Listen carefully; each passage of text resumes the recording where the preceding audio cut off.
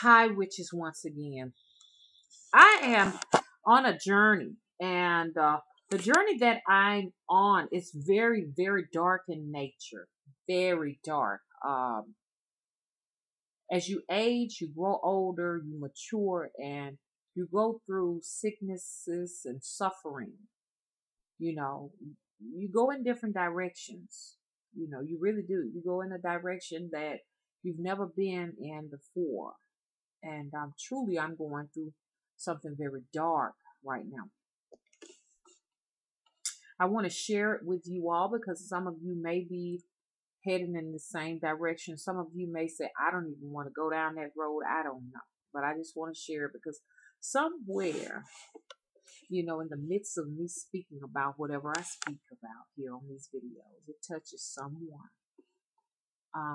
Oh gosh, y'all, I put some Noxzema on my face. Lord, it's just itching so bad. Oh God, I think they changed the formula of that Noxzema because they came out with another Noxzema, and I noticed that because it's supposed to be like a triple action, and I noticed that I had got a serious burn on my face, and so I said I'm gonna go back to the original, and then all of a sudden now the original seems like it's just as bad. I guess what they're doing and all that extra formula that they have from the triple action that nobody wants to buy, I guess they just go ahead and put it in the original jar and say, hey, we're not going to waste this. You're going to use it. But my face is itching. So Noxzema, y'all need to do something about this, okay? People with sensitive skin can't handle it any longer. Noxzema used to be some good stuff. But anyways, this is not a Noxzema commercial, okay? That's not what I'm supposed to be talking about. I just want to talk about this new thing. I want to see where I want to step in at. I want to talk about necromancy. My new journey into necromancy. That's one of them. And also, I'm doing a lot of studying on jinns. I got a chance to, I got this little friend, this little imaginary friend that lives in Algeria, and which Algeria is in Africa, believe it or not. A lot of people don't know it. Northern Africa, and we've gotten very close and everything, and he shared a lot of things with me. Um, and he's a very good looking man, I must say. No, anyway, that's besides the point. And you know who you are. You probably watching me right now. Anyway,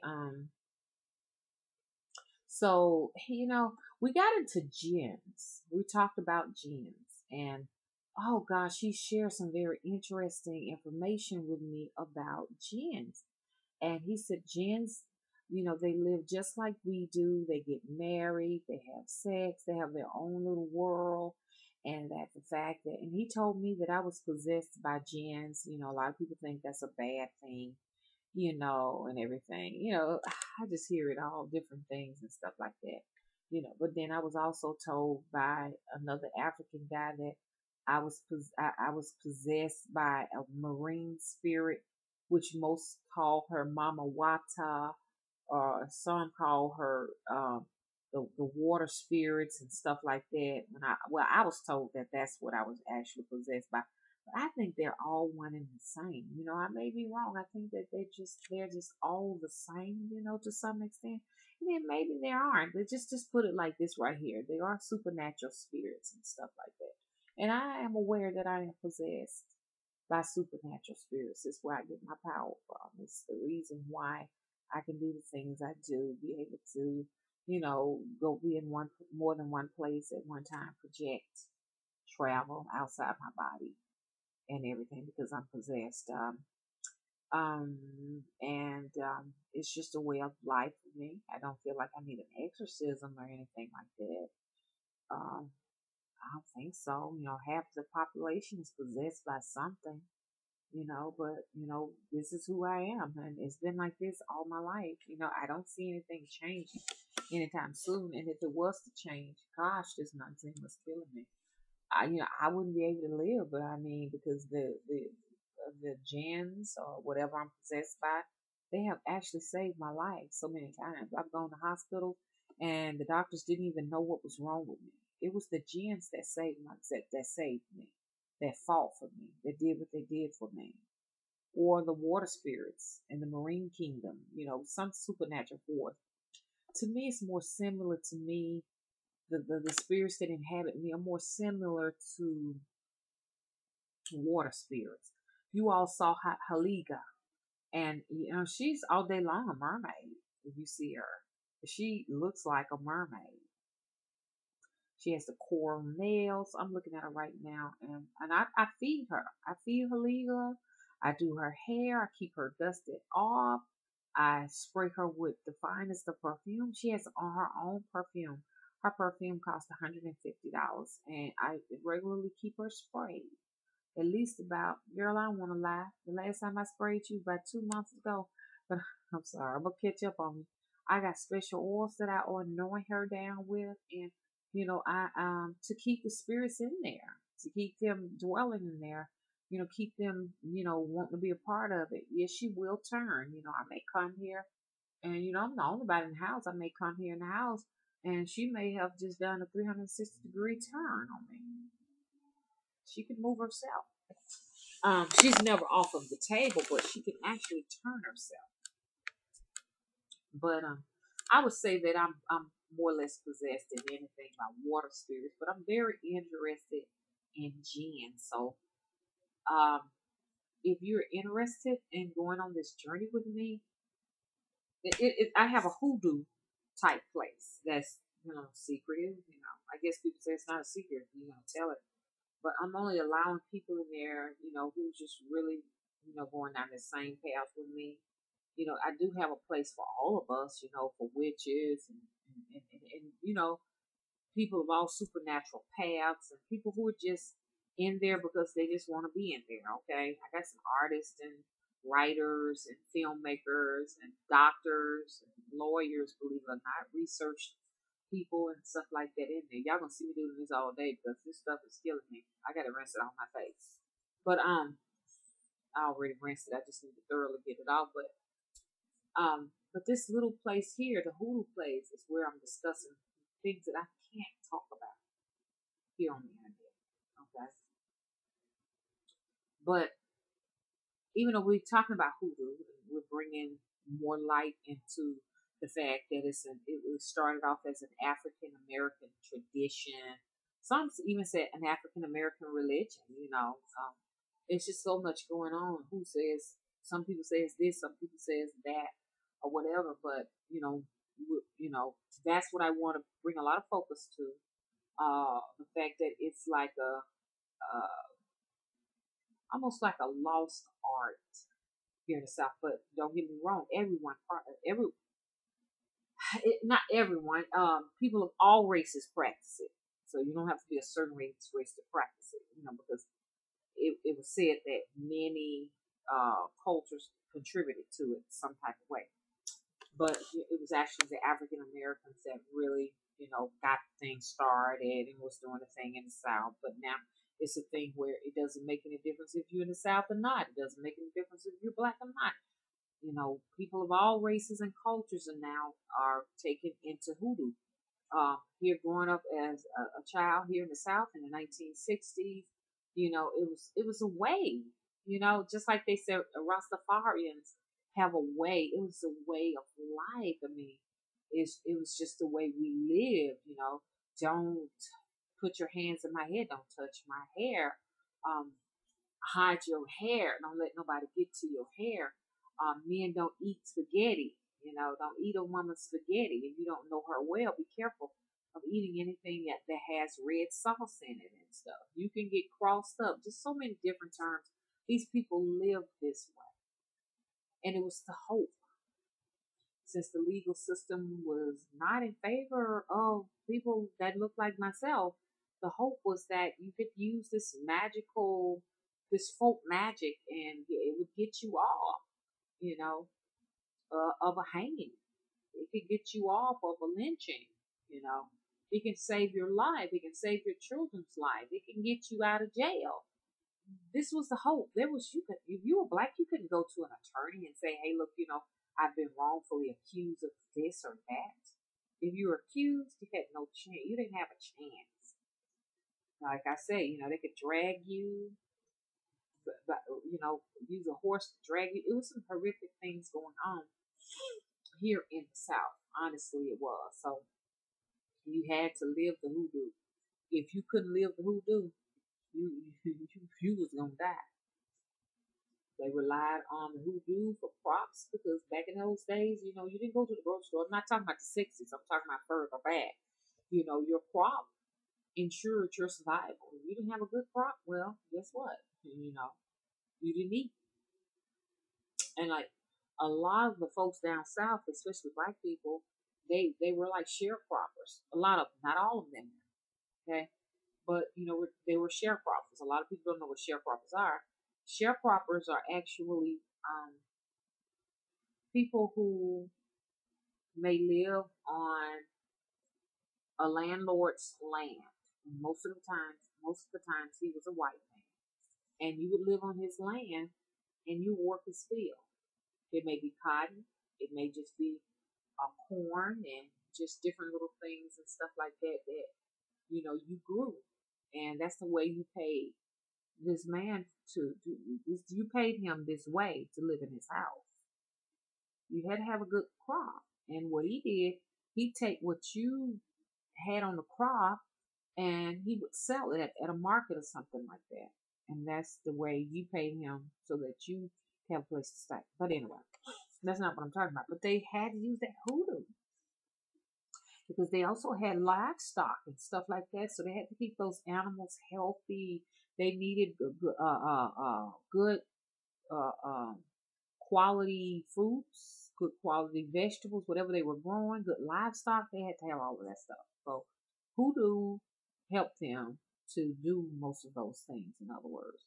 But anyway, that's that little place out there, on Facebook, and if you'd like to be a part of it, then hey, well, we can see what we can do. But come on out to Facebook to Spirit Tree Naima. Go inside the channel and just click on the Facebook icon and you can go into the virtual code.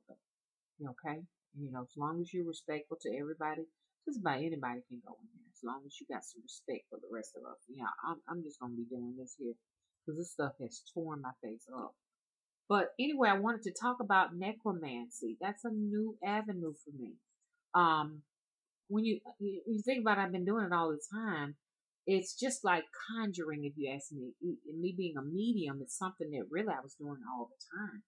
But I'm really fascinated with it, and I want to do more research into it because when I looked at it, I said, gosh, that's something my aunt is doing. It. Most people who see her say she doesn't look like she's in her 70s. She could easily go for a woman that's in her early 60s. And then when I looked at it good, I said, that fits my aunt. A lot of people want to know what necromancy is. It's the necromancy.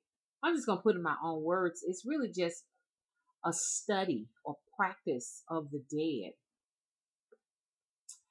Being able to conjure up or raise the dead. Now, a lot of people got different terms.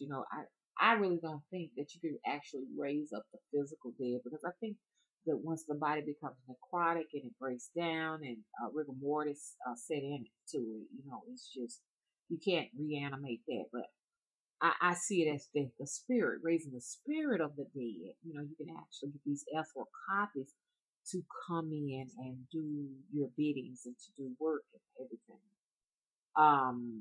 Feeding off the energy of the dying and taking on different personality traits of the dead to enhance your own personality traits and stuff like that.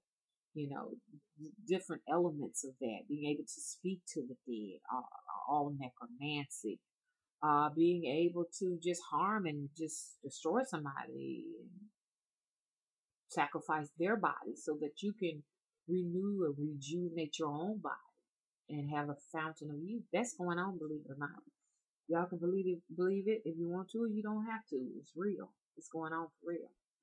And I looked at my aunt and I said, I really think that's some of the stuff she's doing because I never will forget she had her first open heart surgery and She said herself that the doctor said, "Hey, you wasn't supposed to make it, but you was determined to be here. What was it?" And she said he looked real evil when he said that. And she showed him her chest. It looked like somebody had just did a jagged cut on her chest.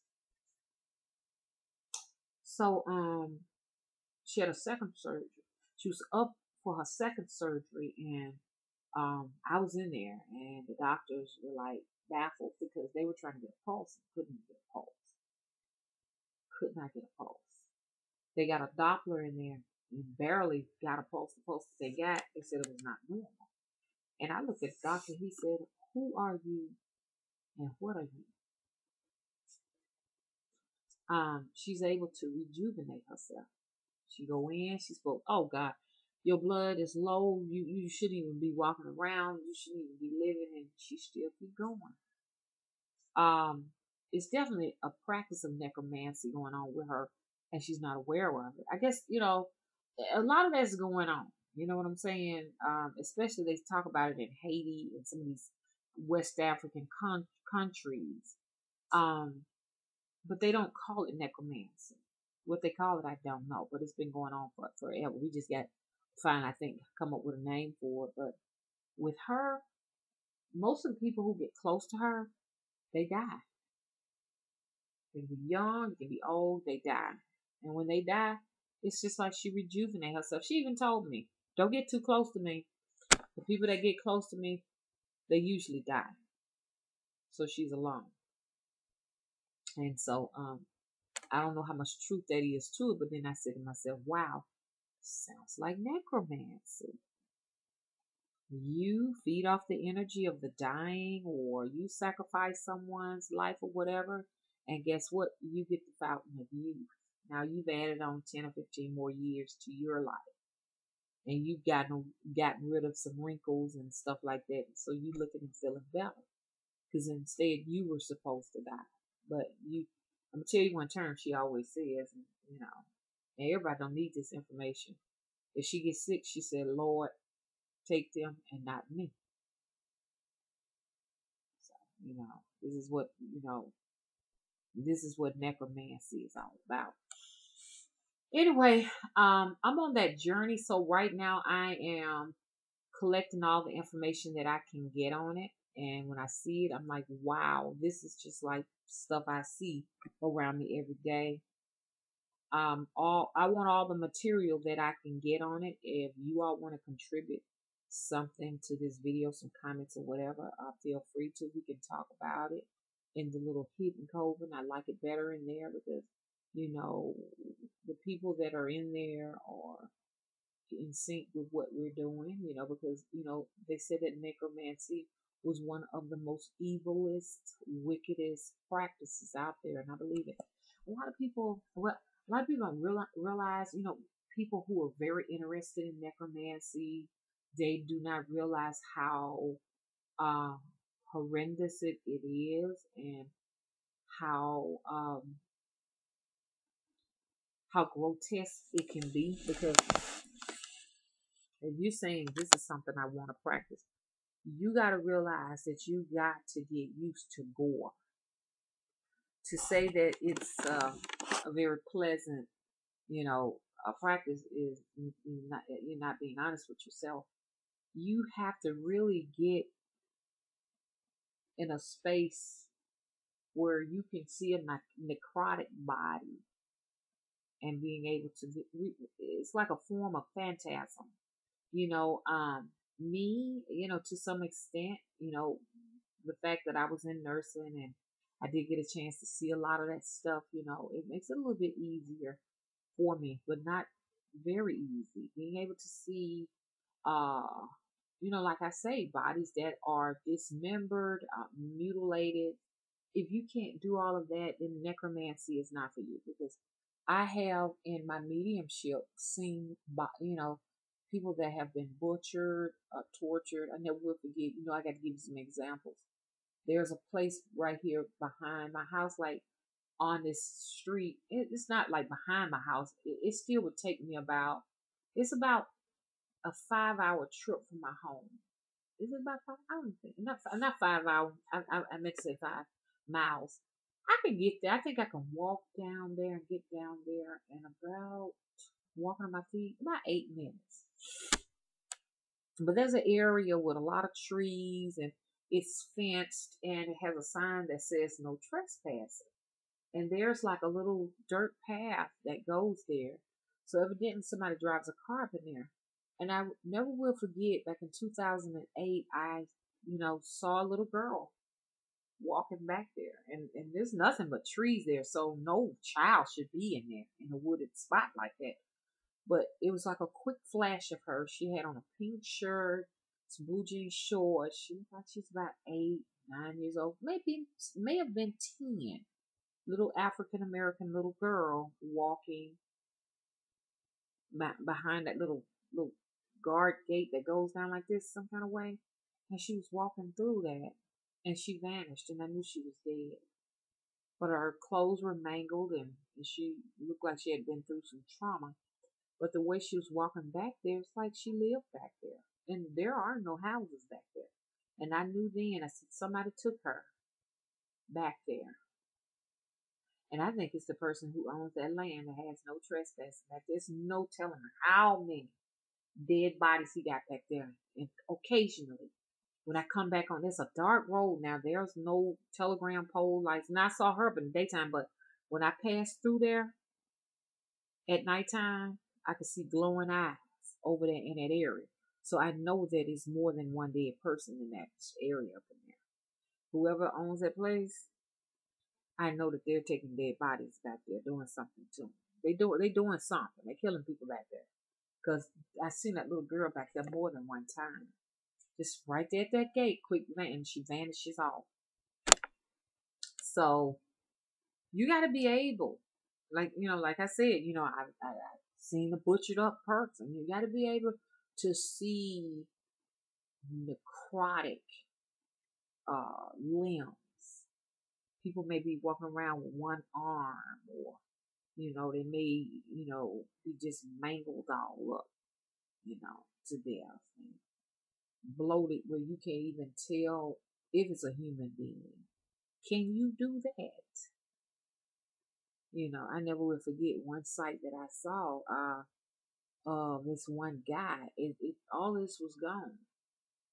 This part of his face was torn off, and you could just see the skeleton part in him, his teeth, and how you could see the gums and the bones and the skull here, but this part of his face was still on his body, and it does something to you. One man, I could see his rib cage, and it's just dark in the inside.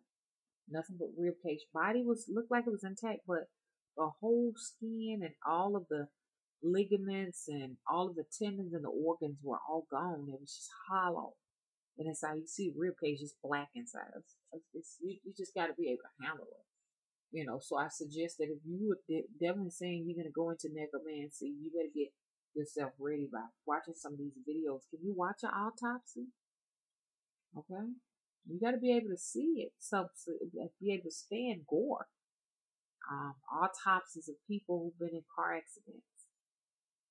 Can you do that? Can you sit down here and watch maggots sit there and just eat people alive while they're alive? Oh my gosh, it's so much to it. Because if you're going to call the dead up, because some people, some of the people who are very good at it, they're masters of it. They'll go to the cemetery and they'll see these people, and they just raise them up from their graves. But like I said, I still say that it's not the actual physical body. And it might now. Hey, look, because I haven't gotten that deep into it. I would like to say it's an ethical copy, but and sometimes that thing can really look like the real thing, And whatever type of affliction these people died of, whatever, you're gonna see it. So there's nothing glamorous about that. No beautiful roses and flowers in that one. Just I can't say it's not a beautiful thing because some people think that death is beautiful to babies. Some people love necrotic bodies and stuff. They love to see that type of stuff. I love the art of it. Like I say, I'm gonna talk about Bekzinski. He has some of the most beautifulest necromancy, necromancer type art on canvas you could ever imagine. Now, there may be some others that are doing it. I'm not sure, but I think he's the only one I've ever seen with some work like that. I think it was another guy that did some work like that, and I can't remember his name. And he would actually show these dead figures or these dead zombie people, in his paintings. He would paint them, and they would be eating the flesh of the dead. He had a whole head torn apart where he was just sitting there. Just one of the subjects in the paintings was sitting there just eating, like dead babies and stuff like that. Now, a lot of people may get mad at me. They might get mad at me, but I like that type of art. You know what I'm saying? A lot of people, they just take all the anger they have in their heart for any type of misfortune that they had in their life, the fact that somebody died in their family, whatever, or somebody killed somebody in their family, and they want to use me as a scapegoat and get mad with me and take the anger out on me. I mean, come on, oh gosh. So, I have a lot of people, that just can't take it, but it's an art form. And don't get angry with me because, I mean, I was not the one who killed your brother. I was not the one who killed your dad or your mother or, those people and raped, your little sister. It was not me. I guess they just want to look for anybody that fit the description of somebody who they may think is, you know, a person they may think that we have wicked hearts or something like that and take it out on us and stuff like that. But go and get yourself some help because I'm just a person just doing my video, just talking about what I like, and I like that type of stuff.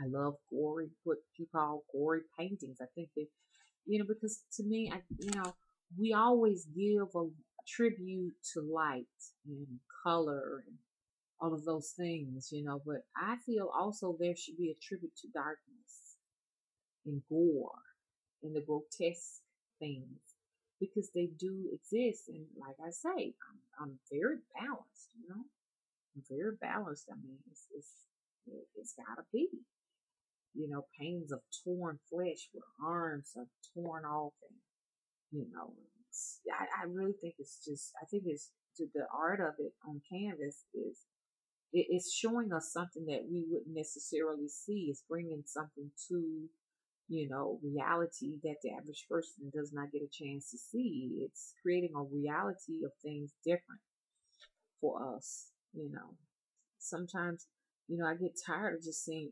just a whole bunch of pretty flowers all the time. It gets corny, you know what I'm saying? But to see, a body full of maggots and all of that, I don't know what it is. It just humbles me. Just to see. Another thing I like to do is see huge bodies of water just dumping dams, just dumping water down, and it's just crazy. I've done a lot of traveling this month, and I want to talk about that too. Even though this is supposed to be about necromancy, but I do believe that I can find a way to tie that into necromancy too because the fact that we do work with the dead, which I am not a master of necromancy. I really am not. I'm just rich, But there are some masters out there, and you're not gonna hear from them. There's a saying that those who know they don't talk. Those who know don't talk. Those who don't know talk. There's a saying. So most people who practices this art, because these people are seriously, you know, they would seriously be called menace to society because some of these people they don't mind dismembering bodies. I'm not saying that's what the practice is all about. Don't get me wrong, but I know that there are some people in the practice that enjoy the beauty of death. Now that's just true. And I didn't say that it was a part of the practice. Okay. Um, some people that are turned on about viewing dead bodies and watching people be tortured, and some of the masters of necromancy. And if you can't stand to see that, then you can't get into. You cannot be a necromancer, because you got to be able to see people. You got to be able to. You got to be able to stand it. It's hard to see people suffering in pain, being tortured. But the necromancer, when they really are skilled, and as they become elderly, because there are a lot of them that will live and live beyond years, they don't mind, most of them, harming their victims, doing what it takes to get the lifespan out of them. They'll do anything to continue to live, even if their baby's got to die. But if you can't handle that, just turn this video off and just go on to find something else to do. Because this darkness is definitely not for you. Like I said, they said that this is the most wickedest practice there is. I don't even think Aleister Crowley, okay, got down like this. So these necromancers, they don't mind, okay, mutilating a living organism. To eat, can you eat a dead body part? Because there's a saying in necromancy that if you eat the person that you desire to take on the traits and personalities of, that you will get some of that out of them. They had claimed somebody had ate a part of Michael Jackson's brain. I don't know how true that is, but in order to get the tower, they did it. They said ate his pineal gland or something. And so, there's a lot of that going on, y'all. Y'all don't get mad with me, because a lot of that is going on.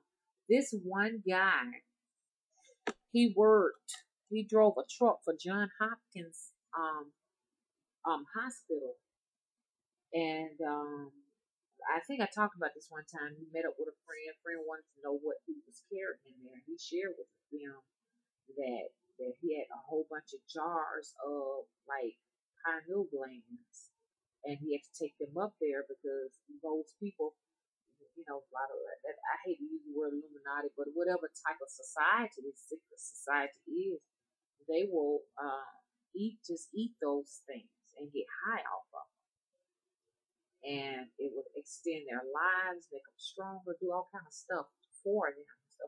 And whether you want to believe it or not, yes, it's going on. Anyway.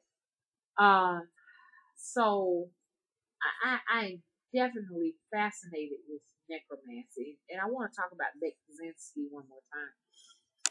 One of my favorite pieces of his, and believe it or not, eBay had one of his paintings, his original pieces there. It didn't have a signature on it, but you could tell that it was Bekzinski's work, because not know anybody could paint that. But it was a person in a real tall chair. It was so tall that you look on the ground, the people were really small, but this zombie-fied looking creature of a giant was tied up to this wooden gigantic chair, and he was roped to the chair, just roped down, and you could see the skull, like a thin flap of skin. You could see the skull under there, and the skull, the bones in the hands, the deterioration, the arthritic looking body. That thing was on eBay, and it sold for $2,500. Somebody got it. I was bidding on it, and I just lost my bid. I got to a certain point, I couldn't handle it anymore, so he got rid of that piece. I really wanted it, but anyway, there are no more originals of his work for sale. I think people have it in private collections, and maybe in museums and stuff, and who knows, attics, whatever. He has since then passed. He passed away sometime in the 2000s. I don't know exactly when. Bekzinski, Bekzinski. I think I'm talking to the art enthusiasts right now, because there are some artists that are following me. One of my favorites of his work was the one that looked like a premonition of the Trade Center. Coincidence.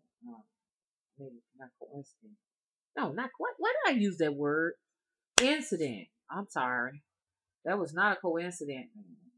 Maybe it was a coincidence that he painted it because the painting was much older than the Trade Center incident.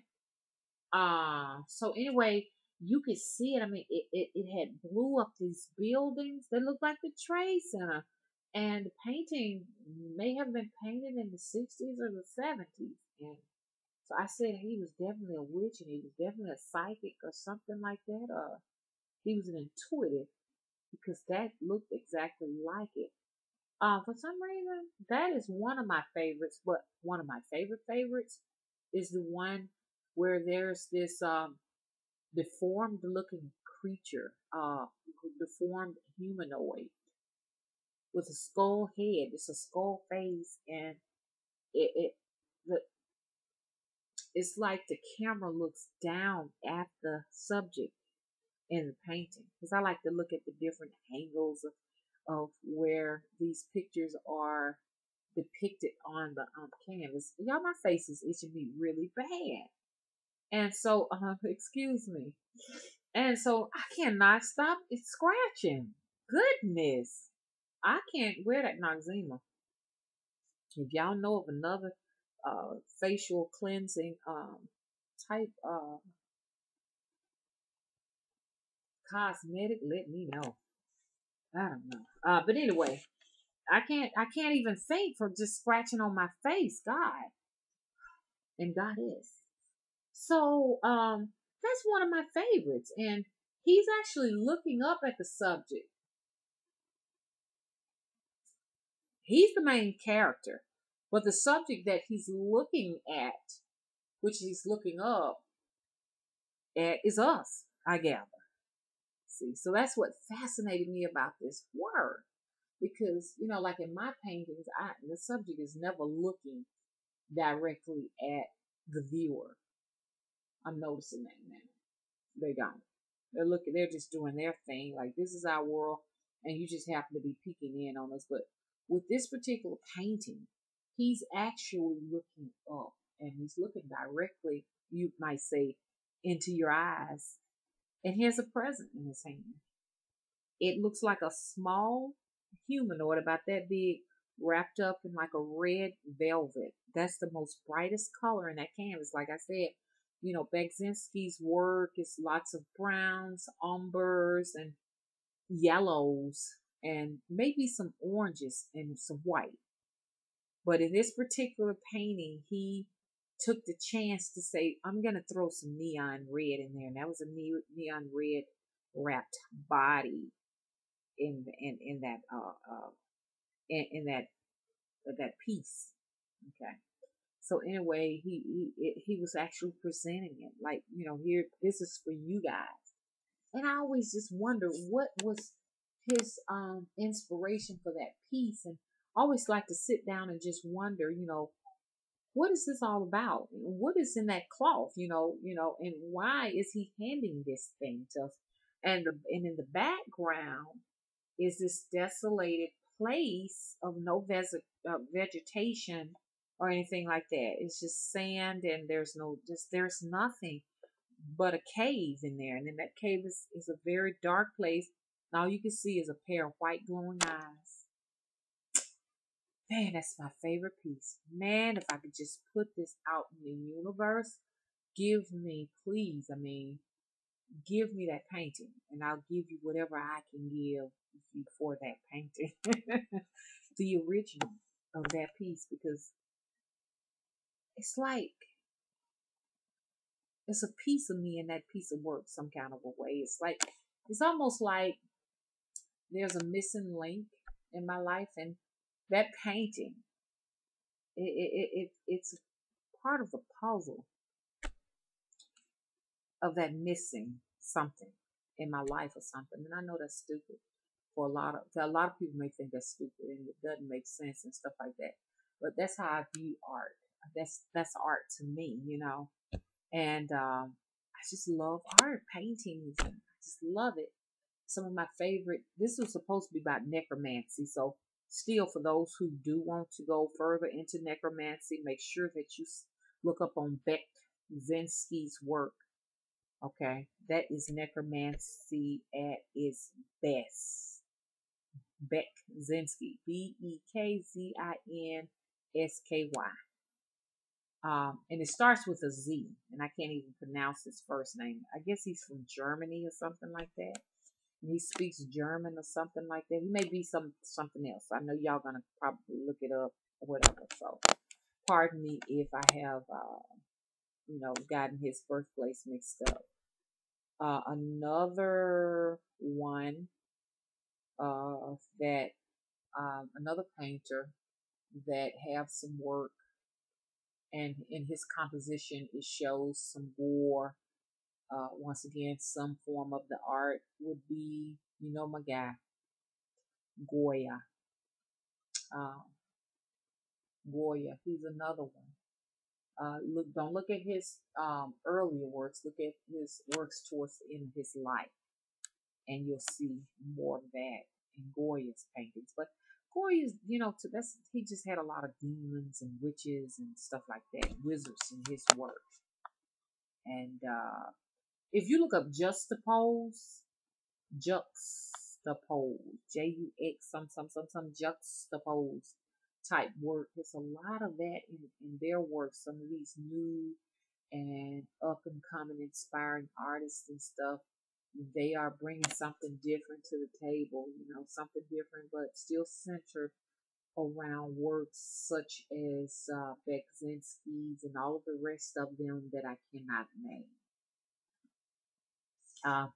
But those are some of my favorite painters.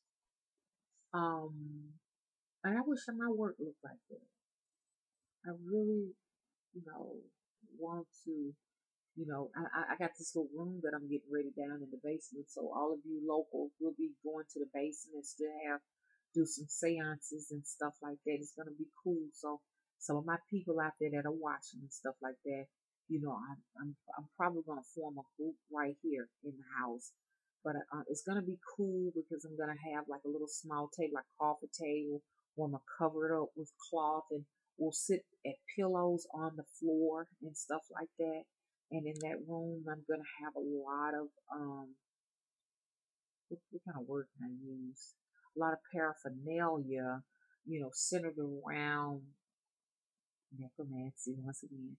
I got some skulls that I've ordered. I have like one human skull, a authentic human skull. I have like, some taxidermy things and stuff like that that I will be setting up down there. So, mama's, a lot of folks say mama, you spooky, and I strive my best to be spooky because I'm just spooky.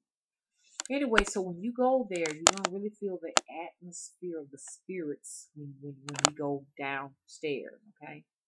But anyway, I was talking about some of my favorite artists. In the beginning, it was the artists of light, pure light. I thought that was beautiful, and it still is. I still have incorporated them into my library up here of some of the most greatest artists, and um, but the darker artists are really definitely on my list now, since now I've grown a lot and I've done some suffering and I've been down the hard road. That's another thing about a necromancer. You have to have suffered. If you've never suffered, you've never been sick, never had anything to happen to you, it's going to be difficult to really definitely get into it. Most necromancers that are masters at it, they're older people, and they have definitely been sick. Um, and they can make you suffer just as well. But gosh, I damaged this lock so horribly bad, taking it down. But one of them was Michael.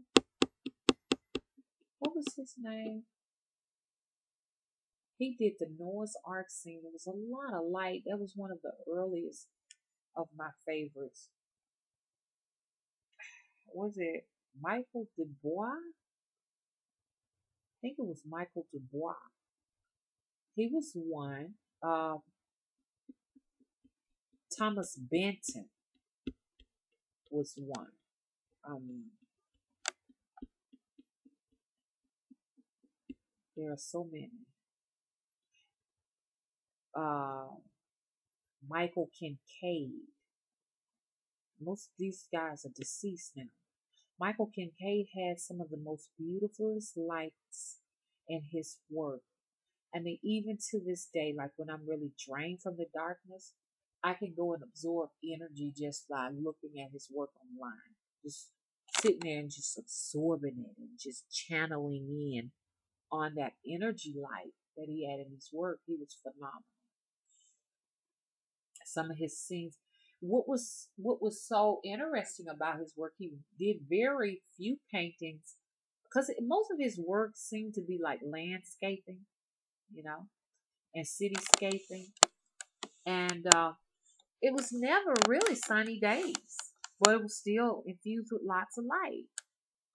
Um, it's either raining or snowing, but he was still able to put that light in the work. One of my favorites is his like cottage scenes where it's like snowing and the women and the men and the children are out having fun, and it's like the 1800s and they're all out.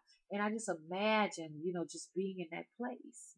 It's just like you can just imagine yourself in this place, y'all. And I may have to end this video because I got to get whatever this is off my face. This Montezuma's killing me. And I watched it, but it has me itching. So this is going to be an interesting video, just watching me sit up here and just rub my face for the whole entire video. But those snowy cottage scenes are just so soothing, and it just makes you just want to be a part of whatever that is. And then his slick streets and those old-fashioned 1800 cars, with the headlights shining on the streets, and they're nighttime pictures. It's like it's nighttime in all of his work. It's dark, so there's no sunlight. It's raining or it's snowing, and it's still lit up. Beautiful work, beautiful work, beautiful work. If I could only own one of his pieces. Another one that I love, I'm not going to call his name because he's alive. If you are a living painter, I can't call your name. But he actually lives in New Orleans.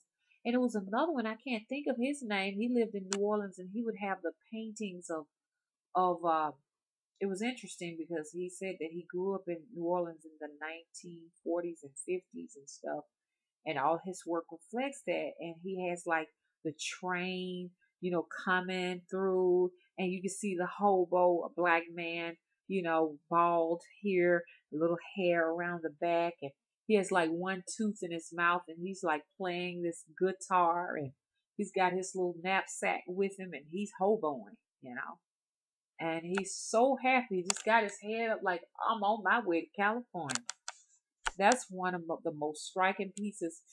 And I had an opportunity to get the painting, and I didn't get it because the lady told me, she said, I want you to take this painting home. So I'll always cry about that painting.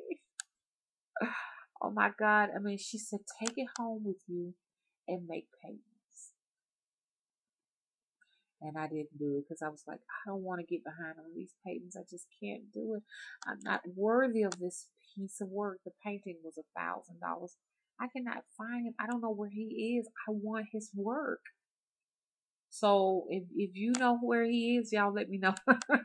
I know he lives in New Orleans, and he had another painting he did that was just fascinating of the Mardi Gras or whatever it was, Bourbon Street.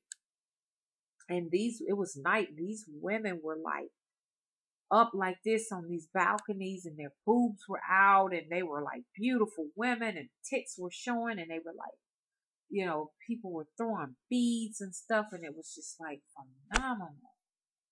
Vendor going by selling hot dogs, and folks all out in the street.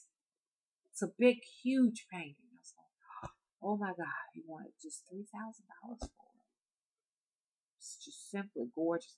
Had another one where this black woman, and this guy was Caucasian, and he just brought it to the table. I mean, he just did Caucasian people. He did black people. He just did whatever, whatever was in his, in that time period in his culture. He just laid it on that canvas. It was just like going back in time. And he did this black lady and this black man. The black man he was actually sitting on the bed. It was interesting how he did it. So it's so hard to describe. It was crazy. So you're viewing the painting, and the guy's sitting on the bed. But his wife's on the bed too, but you can only see her back. You could see him face forward sitting there. And it was like he had a lot on his mind. It was dark in the painting. The lights were not on. It was just like a candle going, but it lit it up just so much. What was interesting about it is the dresser. Even though you could just see her back, the way the dresser was set up, because they were in the bedroom, you could actually see her face in the mirror. How